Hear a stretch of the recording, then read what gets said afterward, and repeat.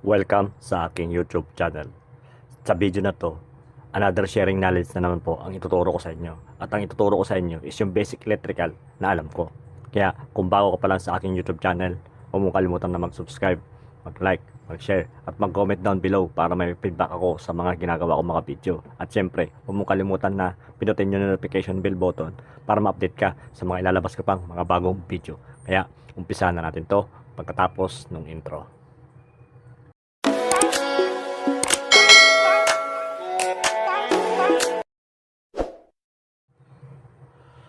Duplex wire. Ito yung isang klase ng wire na pwede mo na ring gamitin sa pag-electrical, yung duplex wire. Ang duplex wire is may dalawang wire na sa loob sa isang lalagyan. Yan po yung duplex wire. Mayroong dalawang kulay yan sa loob. Mayroong kulay pula or tsaka itim. Meron naman ding kulay itim at tsaka kulay puti. Yan po yung dalawang klase ng kulay ang mayroon sa duplex wire.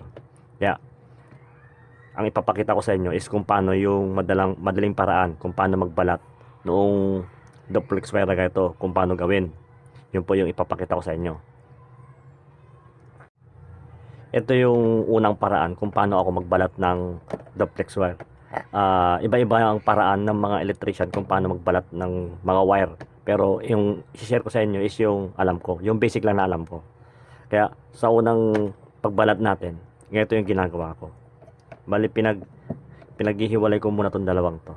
Nilalagay ko yung isang plies dito, tsaka yung isang plies.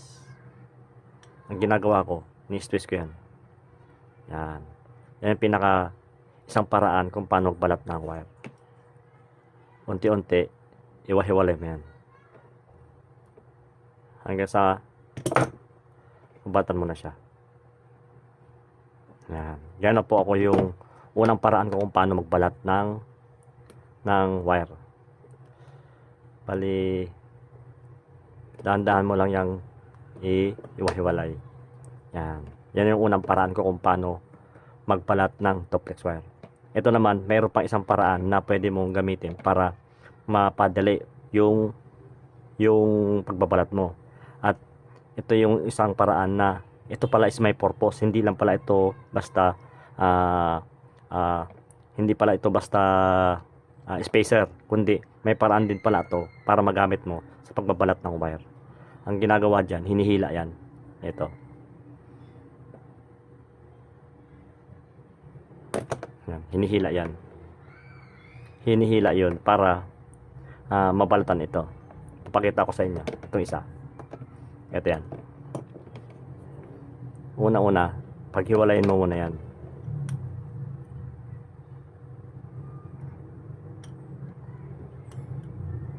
Yan lang ako magbalat.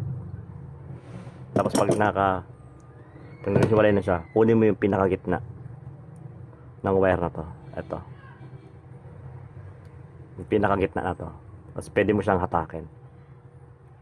Pag hinatak mo yan, may slice yan yung wire sa gitna. Yan po yung purpose niyan.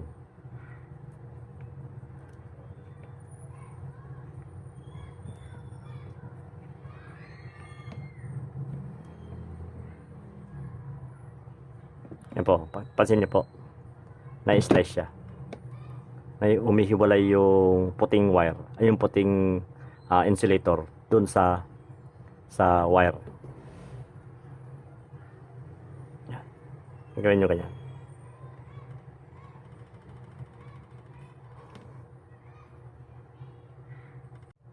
Yun po pala ang purpose nung yung spacer na nakalagay dito sa may bandang gitna nung duplex wire. May purpose po yan. Pwede mo siyang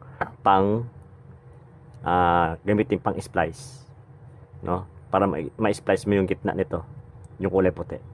Pagka hinatak mo yan, pwede mo siyang mapaghiwala yung dalawang wire, yung kulay pula at saka yung kulay itim. Hindi lang siya basta spacer lang dito sa wire, kundi may purpose din yan.